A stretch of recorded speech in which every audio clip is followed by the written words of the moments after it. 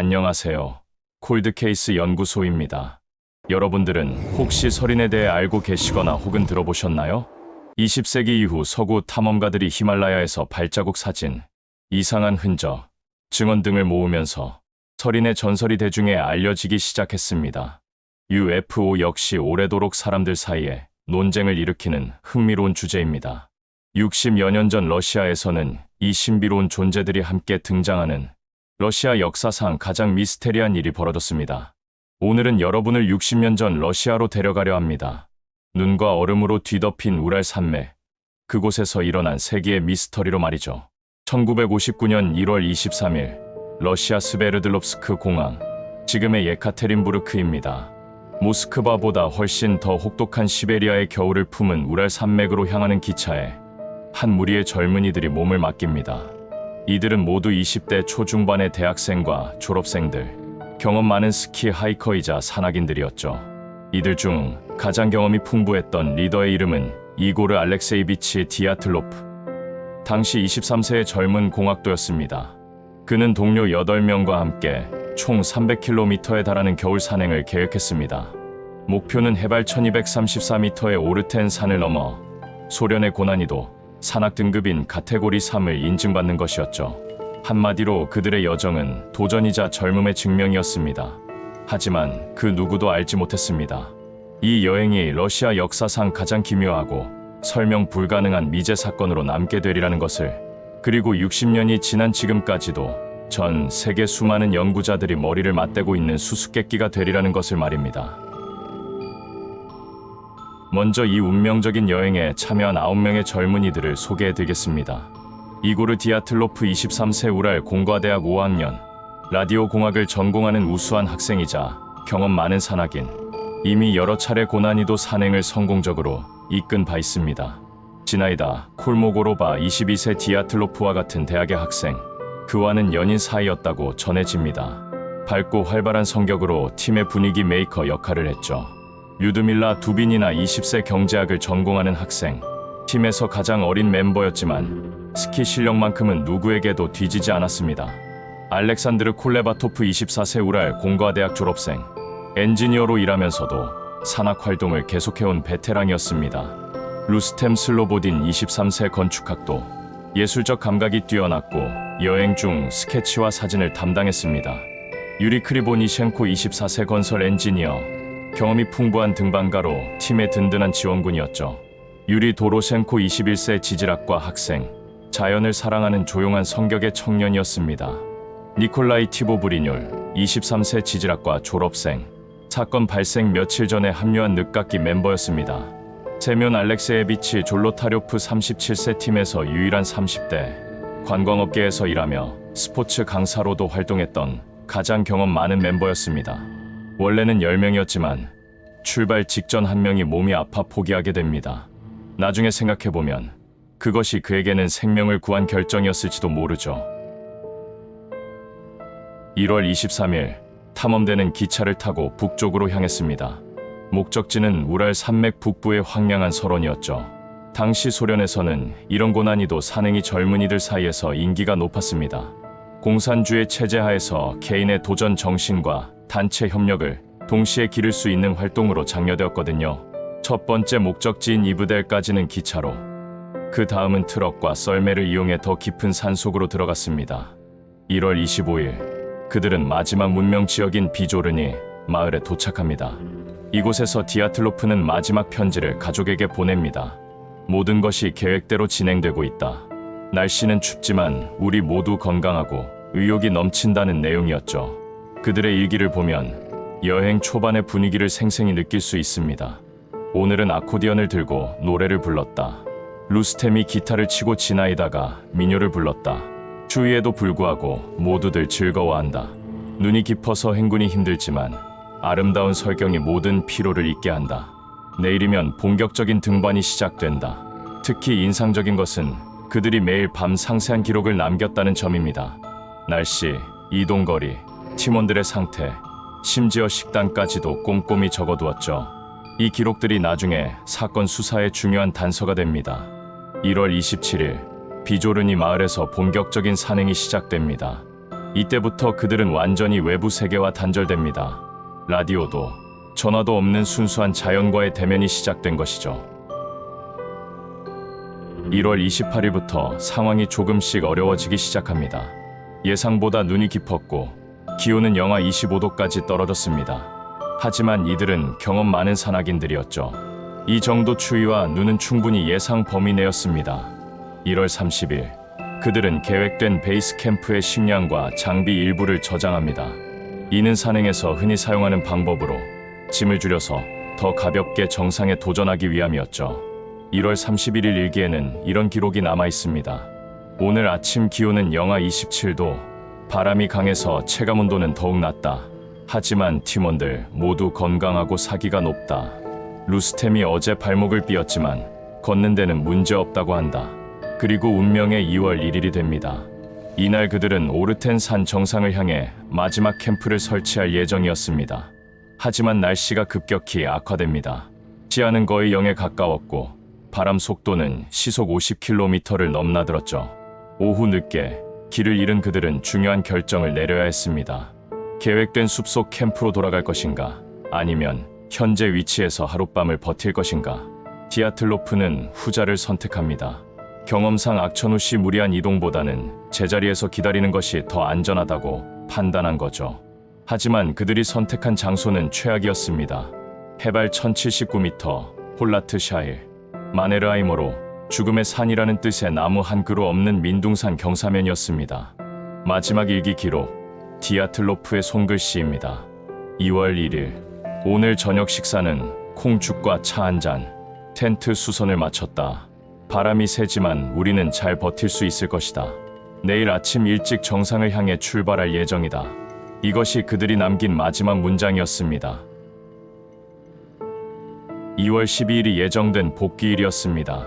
하지만 그날이 지나도 탐험대는 돌아오지 않았습니다. 처음에는 단순한 지연으로 생각했죠. 산행에서는 날씨나 예상치 못한 상황으로 일정이 늦어지는 경우가 흔했으니까요. 하지만 2월 14일, 15일이 지나도 소식이 없자 상황이 심각해졌습니다. 디아틀로프의 아버지 알렉세이가 가장 먼저 불안감을 표했습니다. 이고르는 약속을 잘 지키는 아이입니다. 하루 이틀 늦는 일은 있어도 연락도 없이 일주일이나 늦는 일은 절대 없어요. 대학교에서도 비상이 걸렸습니다. 탐험대 멤버들 대부분이 졸업을 앞둔 우수한 학생들이었거든요. 결국 2월 20일 공식적인 수색 작업이 시작됩니다. 수색대에는 군인, 경찰, 학생 자원봉사자, 그리고 현지 마네르하임 쪽 가이드들이 참여했습니다. 헬리콥터 3대와 전문 수색대가 투입되었죠. 수색 범위는 300평방킬로미터에 달했습니다. 우랄 산맥의 광활한 설원에서 9명을 찾는다는 것은 말 그대로 눈 속에서 바늘 찾기였죠. 하지만 그들에게는 한 가지 단서가 있었습니다. 디아틀로프가 남긴 상세한 여행 계획서였죠. 예정된 경로를 따라 수색하면서 그들이 마지막으로 설치했을 캠프를 찾기 시작했습니다. 2월 26일, 드디어 첫 번째 발견이 있었습니다. 학생 자원봉사자였던 미하일 샤라빈이 설원에서 이상한 것을 발견한 거죠. 저기에 뭔가 있어요. 눈에 반쯤 묻힌 천막 하나, 바로 디아틀로프 탐험대의 텐트였습니다. 그 순간 수색대가 본 것은 그들의 예상을 완전히 뒤엎는 광경이었습니다. 텐트는 눈에 반쯤 묻혀 있었지만 치명적인 손상을 입은 상태였습니다. 가장 충격적인 것은 텐트가 찢어진 방식이었죠. 일반적으로 텐트가 외부 요인에 의해 손상된다면 바깥쪽에서 안쪽으로 찢어지는 게 정상입니다. 하지만 이 텐트는 정반대였습니다. 안쪽에서 바깥쪽으로 칼이나 날카로운 도구로 찢어진 흔적이 선명했죠. 그것도 한 곳이 아니라 여러 곳에서 말입니다. 마치 안에 있던 사람들이 급하게 탈출하기 위해 텐트를 찢고 나온 것처럼 보였습니다. 더 이상한 것은 텐트 내부 상황이었습니다. 신발들이 가지런히 정리되어 있었고 옷가지들도 평소와 다름없이 놓여 있었습니다. 심지어 카메라와 일기장, 돈까지도 그대로 남아 있었죠. 만약 외부의 위험 때문에 급히 대피했다면 최소한 신발이라도 신고 나갔을 텐데 말입니다. 하지만 신발들은 모두 텐트 안에 가지런히 놓여 있었습니다.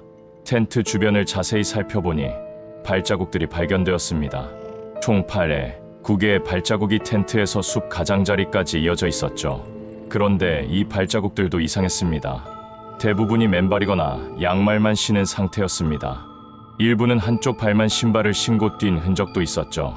영하 25도의 혹독한 추위 속에서 맨발로 눈밭을 뛰어간다는 것은 상상하기 어려운 일이었습니다. 발자국들은 비교적 선명했고 질서정연하게 이어져 있었습니다. 뛰어가는 흔적이라기보다는 침착하게 걸어간 것처럼 보였죠. 하지만 그 방향은 텐트에서 1.5km나 떨어진 산림지대였습니다.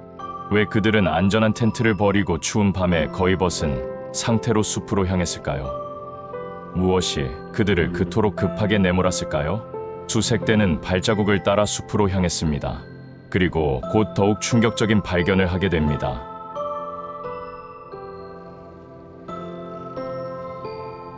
발자국을 따라 1.5km를 추적한 수색대는 숲 가장자리의 거대한 삼나무 아래에서 놀라운 광경을 목격합니다. 작은 모닥불의 흔적이 있었습니다. 하지만 완전히 타지 않은 나뭇가지들과 재가 흩어져 있는 것으로 보아 오래 타지 못했던 것 같았죠. 그 모닥불 근처에서 2명의 시신이 발견됩니다. 유리 크리보니셴코 24세와 유리 도로셴코 21세였습니다. 두 사람의 상태는 충격적이었습니다. 거의 옷을 입지 않은 상태였죠. 크리보니셴코는 팬티만 입고 있었고 도로셴코는 셔츠와 팬티뿐이었습니다. 이런 차림으로 영하 25도의 설원에서 밤을 보낸다는 것은 불가능에 가까웠죠.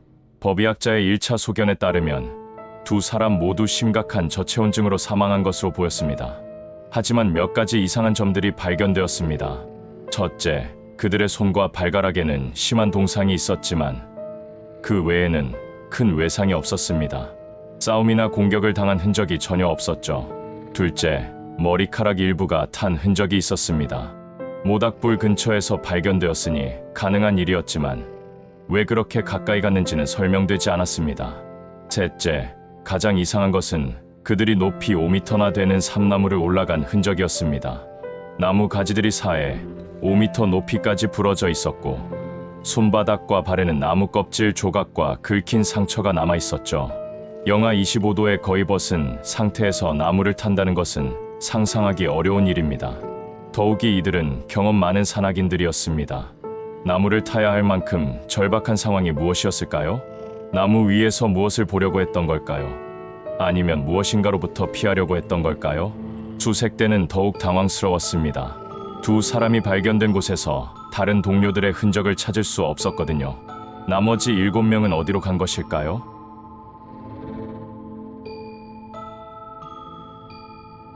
(3월 5일) 수색대는 삼나무에서 텐트로 향하는 경사면에서 추가 발견을 합니다. 3명의 시신이 더 발견된 것이죠. 가장 먼저 발견된 것은 이고르 디아틀로프 자신이었습니다.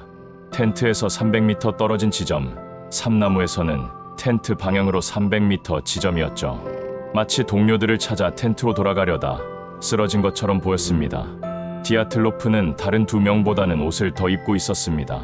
셔츠, 스웨터, 바지를 입고 있었지만 역시 신발은 신지 않은 상태였죠. 오른손은 주먹을 쥔 채로 얼어 있었고 입에는 피가 묻어 있었습니다. 그로부터 180m 더 텐트 쪽으로 가까운 곳에서 지나이다 콜모고로바 22세가 발견되었습니다. 디아틀로프의 연인이었던 그녀는 디아틀로프보다 더 텐트에 가까운 곳에서 발견되었죠. 콜모고로바는 스키복 바지와 스웨터를 입고 있었지만 역시 맨발이었습니다. 그녀의 옆구리에는 작은 상처가 있었고 손등에는 싸우거나 무언가를 막으려 한 듯한 상처가 있었습니다. 마지막으로 발견된 것은 루스템 슬로보딘 23세였습니다. 그는 텐트에서 불과 480m 떨어진 지점에서 발견되었죠. 가장 텐트에 가까운 곳이었습니다. 슬로보딘의 상태는 다른 2명과 달랐습니다. 두개골에 작은 골절이 있었거든요. 치명적이지는 않았지만 넘어지거나 부딪히면서 생긴 것으로 보였습니다. 세 사람의 위치를 종합해보면 흥미로운 패턴이 보입니다. 모두 삼나무에서 텐트로 향하는 직선상에 있었다는 것이죠. 마치 텐트로 돌아가려다 하나씩 쓰러진 것처럼 말입니다. 법의학자의 부검 결과 세 사람 모두 저체온증으로 사망한 것으로 확인되었습니다. 외상은 있었지만 치명적이지 않았죠. 싸움이나 공격을 당한 흔적도 없었습니다. 하지만 여전히 핵심적인 질문들이 남아 있었습니다. 왜 그들은 안전한 텐트를 떠났을까요? 무엇이 그들을 추운 밤에 맨발로 뛰어나가게 했을까요? 그리고 왜 다시 텐트로 돌아가려 했을까요? 더 중요한 것은 아직 4명이 더 실종 상태라는 사실이었습니다. 나머지 동료들은 어디에 있을까요?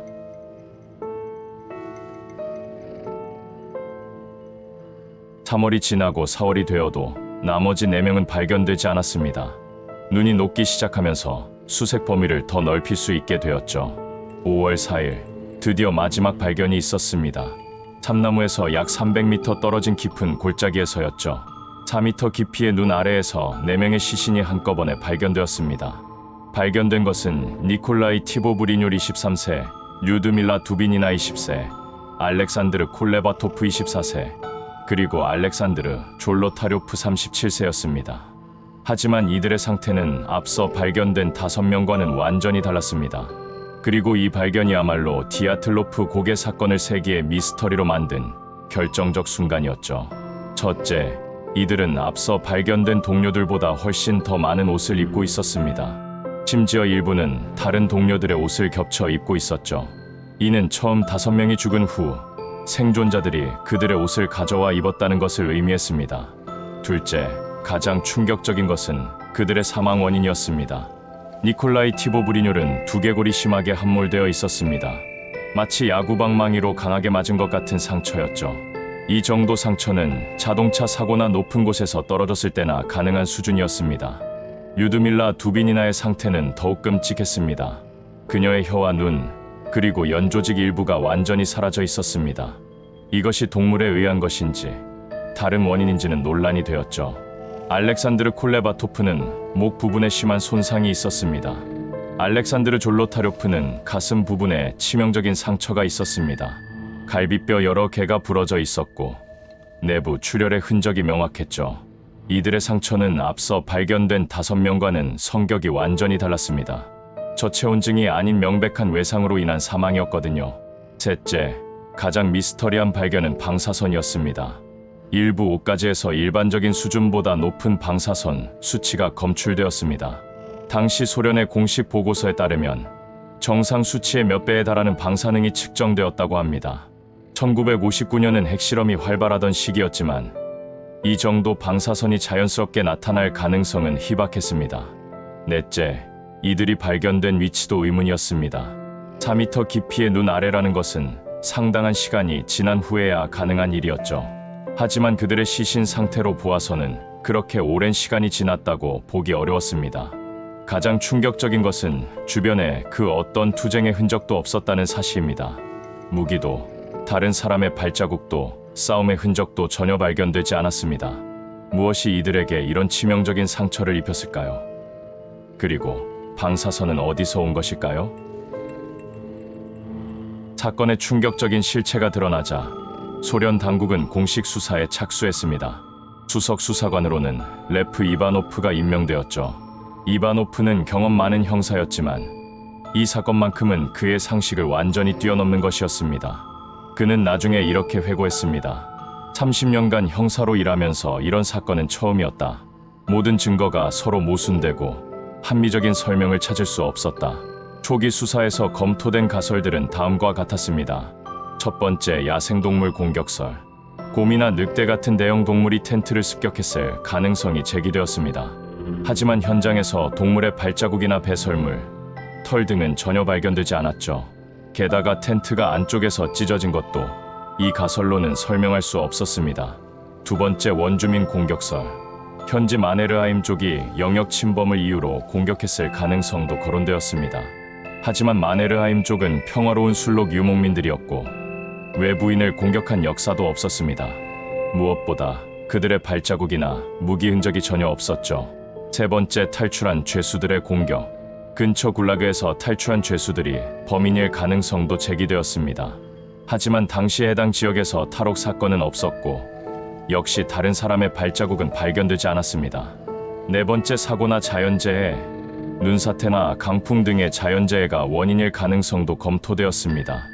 하지만 현장에 눈사태 흔적은 없었고 강풍만으로는 골짜기에서 발견된 4명의 심각한 외상을 설명할 수 없었습니다. 수사가 진행될수록 이바노프는 더욱 당황스러워했습니다. 어떤 가설로도 모든 증거를 설명할 수 없었거든요. 특히 그를 괴롭힌 것은 방사선 문제였습니다. 1959년 당시에는 방사선 측정 기술이 지금처럼 발달하지 않았지만 분명히 정상보다 높은 수치가 측정되었죠. 3개월간의 수사 끝에 이바노프는 공식 결론을 내려야 했습니다. 1959년 5월 28일 그가 내린 결론은 다음과 같았습니다. 알 수 없는 불강력적 힘에 의한 사망. 이는 사실상 모르겠다는 고백이었습니다. 소련이라는 거대한 국가의 수사기관이 공식적으로 모르겠다고 인정한 것이죠. 더욱 이상한 것은 그 직후 사건 파일이 기밀로 분류되었다는 사실입니다. 30년간 일반인의 접근이 금지되었죠. 왜 단순한 등산 사고를 30년간 기밀로 분류해야 했을까요? 공식 수사가 종료되고 사건이 기밀로 분류되면서 온갖 추측과 음모론이 난무하기 시작했습니다. 가장 설득력 있는 가설 중 하나는 군사시험 사고설이었습니다. 1959년은 미소 냉전이 절정에 달했던 시기였죠. 소련은 미사일 개발에 사활을 걸고 있었고 우랄 산맥은 주요 군사시설들이 밀집한 지역이었습니다. 특히 사건 현장에서 약 150km 떨어진 곳에는 비밀 로켓 실험장이 있었습니다. 만약 실험 중 사고가 발생해서 화무기나 방사능 물질이 누출되었다면 탐험대가 그 피해를 입었을 가능성이 있었죠. 이 가설은 몇 가지 의문점들을 설명할 수 있었습니다. 옷에서 검출된 방사선, 갑작스럽게 텐트를 버리고 뛰어나간 행동 독성 가스를 피하기 위해 정부의 기밀 분류 조치. 하지만 여전히 설명되지 않는 부분들이 있었습니다. 왜 처음 5명은 저체온증으로 죽고 나중 4명은 심각한 외상을 입었을까요? 또 다른 가설은 UFO 목격설이었습니다. 사건 당시와 그 전후로 우랄 산맥 지역에서 이상한 빛을 목격했다는 증언들이 여러 차례 보고되었습니다. 특히 2월 17일 사건 발생 2주 후에는 인근 지역에서 오렌지색 구체가 하늘을 가로지르는 것을 본 목격자들이 있었죠. 당시 지질조사팀의 한 멤버는 다음과 같이 증언했습니다. 2월 1일 밤 북쪽 하늘에서 밝은 빛을 보았다. 처음에는 유성인 줄 알았지만 너무 오래 지속되었다.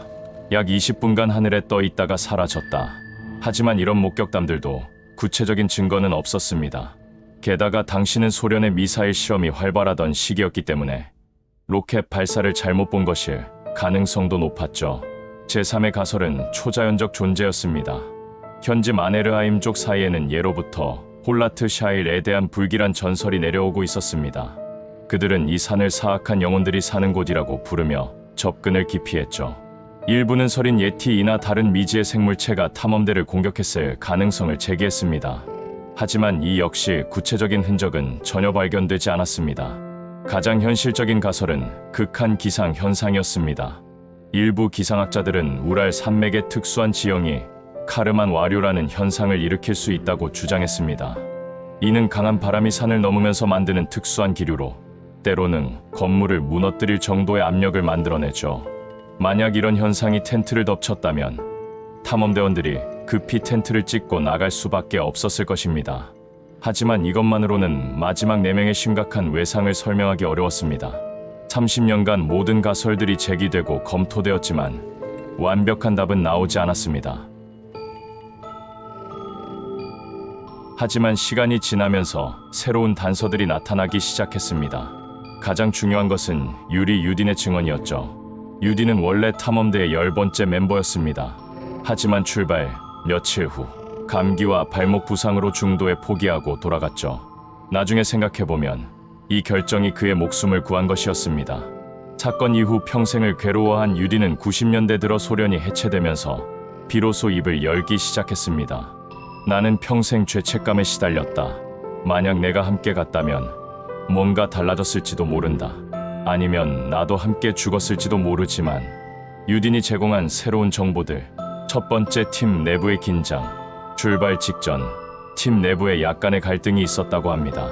특히 나이가 많은 졸로타료프와 젊은 멤버들 사이에 경험과 판단을 둘러싼 의견 차이가 있었죠.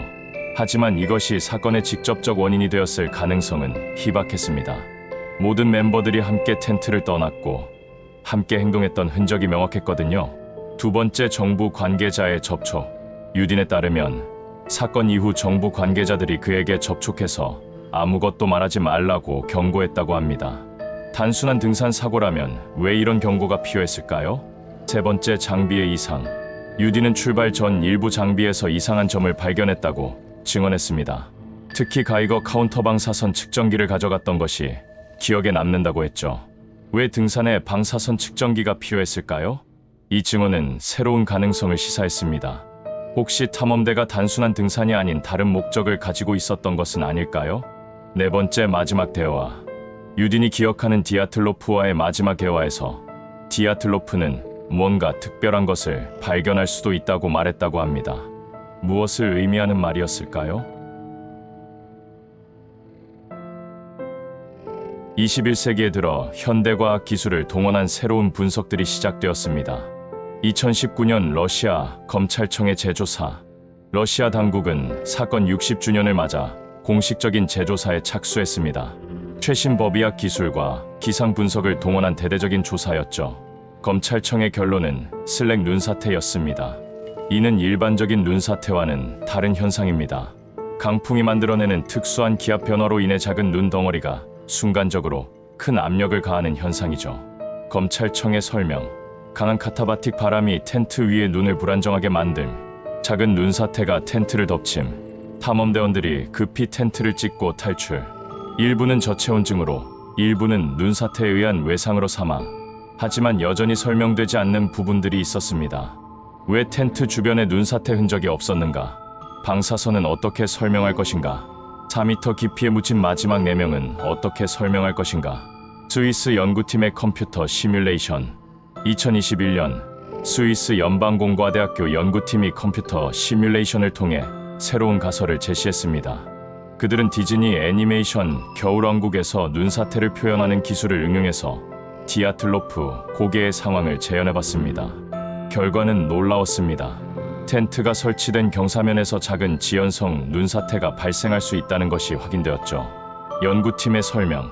텐트 설치로 인한 눈의 압축. 9회 1-3시간 후 지연된 눈사태 발생. 0.5m 두께의 눈판이 텐트를 강타. 이로 인한 외상과 급작스런 대피. 이 가설은 많은 부분을 설명할 수 있었지만 여전히 완벽하지는 않았습니다. 현대의학의 재분석. 현대 법의학자들이 당시 부검 기록을 재분석한 결과 새로운 사실들이 밝혀졌습니다. 류드밀라 두비니나의 사라진 혀 문제는 부패와 야생동물, 특히 작은 설치류의 사후 손상으로 설명될 수 있다는 것이 확인되었습니다. 실제로 연조직은 딱딱한 뼈보다 훨씬 빨리 분해되거든요. 심각한 외상들도 현대 기준으로 재분석하니 다른 해석이 가능했습니다. 4m 깊이의 눈 아래에서 몇 개월간 지내면서 눈의 무게와 압력에 의해 생긴 사후 손상의 가능성이 높아졌죠. 방사선 문제의 재검토. 가장 미스터리했던 방사선 문제도 새로운 관점에서 분석되었습니다. 1959년 당시는 핵실험이 활발하던 시기였습니다. 특히 소련은 대기 중 핵실험을 자주 실시했죠. 전 지구적으로 방사선 수치가 평소보다 높았던 시기였습니다.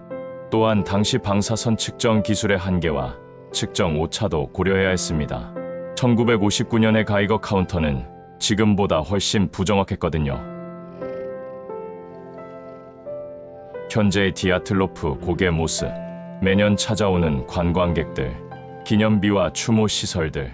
현대 과학이 많은 부분을 설명해 주었지만 여전히 완전히 해결되지 않은 의문들이 남아 있습니다. 첫째, 행동의 일관성 문제. 만약 눈사태나 자연재해가 원인이었다면 왜 9명이 모두 같은 방향으로 질서정연하게 이동했을까요? 급작스런 재해 상황에서는 보통 각자 다른 방향으로 흩어지게 마련인데 말이죠. 또한 1.5km라는 거리를 맨발로 이동한다는 것도 이상합니다. 경험 많은 산악인이라면 신발 없이는 몇 걸음도 걷기 어렵다는 것을 알고 있었을 텐데요. 둘째, 시간차 사망의 수수께끼. 처음 5명과 마지막 4명 사이에는 분명한 시간차가 있었습니다. 옷을 나눠 입은 흔적이 이를 증명하죠. 하지만 생존자들이 왜 더 안전한 곳으로 피하지 않고 골짜기에 머물렀는지는 설명되지 않습니다. 4m 깊이의 골짜기에서 불을 피우고 대기했다는 것도 이상합니다. 왜 텐트로 돌아가지 않았을까요? 무엇을 두려워했을까요? 셋째, 정부의 과도한 반응. 단순한 자연재해라면 왜 30년간 기밀로 분류했을까요? 왜 수사 자료의 일부는 지금도 공개되지 않고 있을까요? 유딘과 다른 관련자들이 증언한 정부의 침묵 압박은 무엇을 의미하는 걸까요? 넷째, 현지인들의 증언. 마네르하임족과 다른 현지인들은 여전히 그 지역을 기피합니다. 단순한 미신일까요? 아니면 뭔가 다른 이유가 있는 걸까요? 사건 이후 그 지역에서 술록대들이 이상한 행동을 보였다는 목격담들도 있습니다. 동물들은 인간보다 훨씬 예민하게 위험을 감지하죠. 다섯째, 개인 물품들의 상태. 텐트에서 발견된 일기장, 카메라, 돈 등은 모두 온전했습니다. 만약 강도나 공격이 목적이었다면 이런 물건들을 가져가지 않았을 이유가 없죠. 특히 카메라의 마지막 사진들을 분석해봐도 특별한 단서는 발견되지 않았습니다. 평범한 캠프 생활의 모습만이 담겨 있을 뿐이었죠. 이 모든 의문들이 디아틀로프 고개 사건을 여전히 미제 사건으로 남게 하는 이유입니다. 법의학자 블라디미르 스비린. 현재까지의 증거로 보면 자연재해가 가장 설득력 있다. 하지만 100% 확신할 수는 없다. 물리학자 세르게이 소그린. 카르만 와류 현상은 분명히 가능하다. 하지만 그것만으로는 모든 것을 설명할 수 없다. 전 KGB 요원 알렉세이 라킨. 당시 그 지역에서 군사 활동이 있었던 것은 사실이다. 하지만 디아틀로프 사건과 직접적 연관성은 없다고 본다. 디아틀로프 고개 사건이 세상에 남긴 영향은 단순히 미스터리를 넘어섭니다. 산악 활동의 안전 기준 변화. 이 사건 이후 러시아와 전 세계의 산악 활동 안전 기준이 크게 강화되었습니다. 비상 통신 장비 의무 휴대, 더 상세한 날씨 예보 시스템 구축, 팀 단위 행동 시 비상 계획 수립 의무화, 고난이도 산행 시 정기적인 안부 확인 시스템, 특히 절대 텐트를 버리고 나가지 말라는 새로운 생존 수칙이 만들어졌습니다. 아무리 위험해 보여도 텐트는 추위로부터 생명을 지켜주는 최고의 보루거든요. 수사 기법의 발전.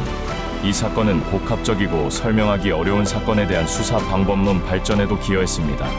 현장 보존의 중요성 인식, 다학제적 접근법 도입 기상화, 심리학, 법의학 등 장기간에 걸친 추적 조사의 필요성, 증언과 물리적 증거의 종합적 분석, 대중문화에 미친 영향. 디아틀로프 고개 사건은 수많은 책, 영화, 다큐멘터리, 게임의 소재가 되었습니다. 이를 통해 일반 대중들도 과학적 사고와 비판적 분석의 중요성을 배울 수 있게 되었죠. 현재 디아틀로프 고개는 매년 수천 명의 관광객이 찾는 명소가 되었습니다. 하지만 이는 단순한 호기심이 아닌 추모의 의미가 큽니다. 2019년에는 희생자들을 기리는 기념비가 세워졌고 매년 2월 1일에는 추모 행사가 열립니다. 현지 가이드들은 방문객들에게 안전의 중요성과 자연에 대한 경외감을 교육하고 있습니다. 과학적 사고의 중요성. 무엇보다 이 사건은 알 수 없는 현상에 직면했을 때 과학적이고 합리적으로 접근하는 것의 중요성을 보여줍니다. 60년간 수많은 가설이 제기되고 검증되는 과정에서 인간의 인지적 편향과 추측의 위험성도 드러났죠. 확실한 증거 없이는 어떤 결론도 내려서는 안 된다는 교훈을 남겼습니다. 만약 디아틀로프 고개와 같은 상황이 2025년 오늘날 발생한다면 어떨까요? 즉각적인 구조 가능성.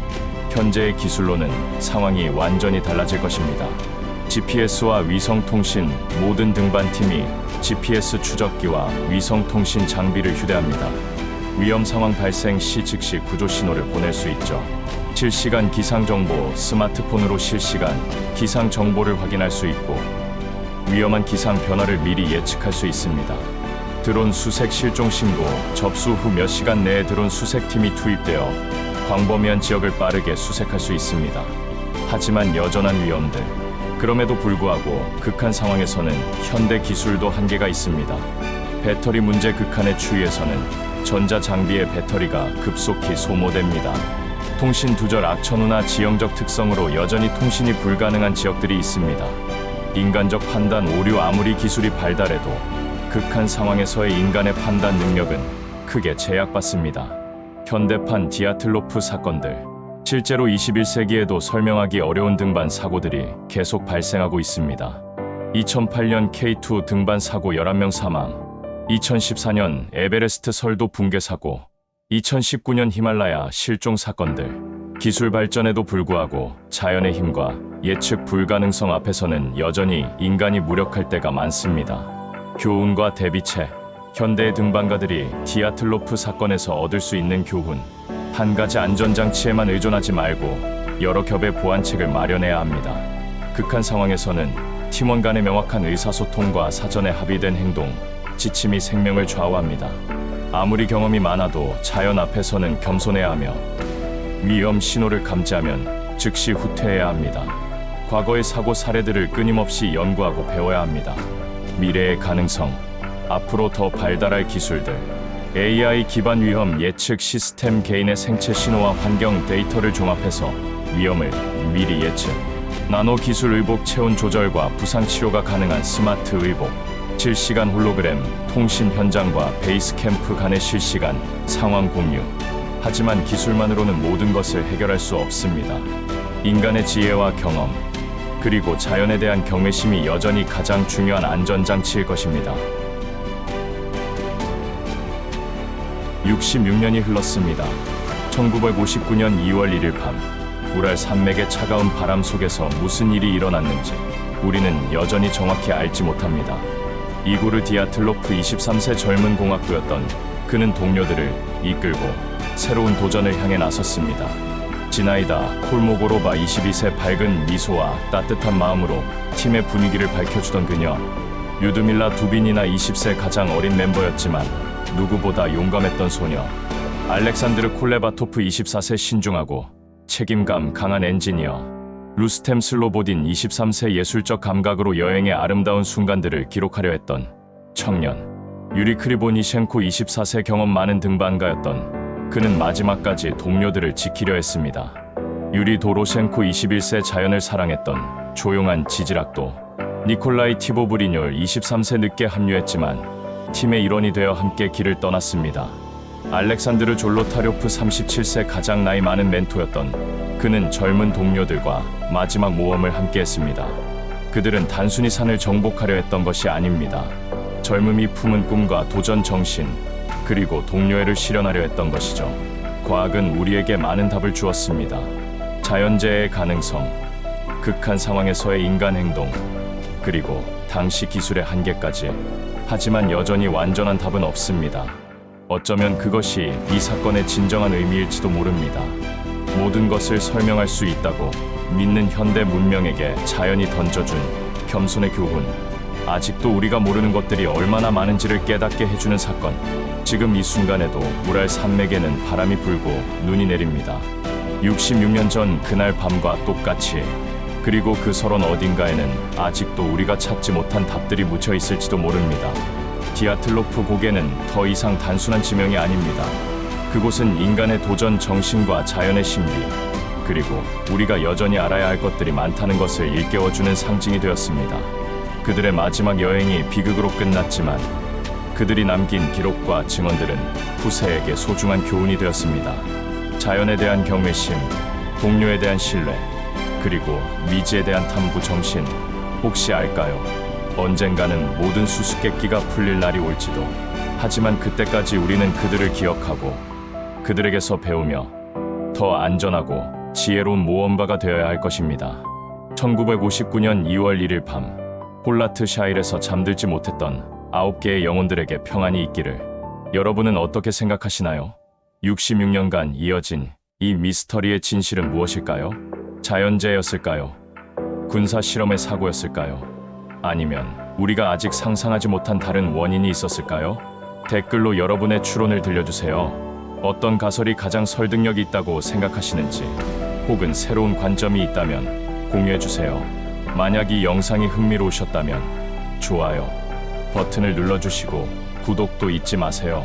콜드케이스 연구소에서는 세계 곳곳에 숨겨진 미스터리들을 과학적이고 객관적으로 탐구합니다. 지금까지 콜드케이스 연구소였습니다.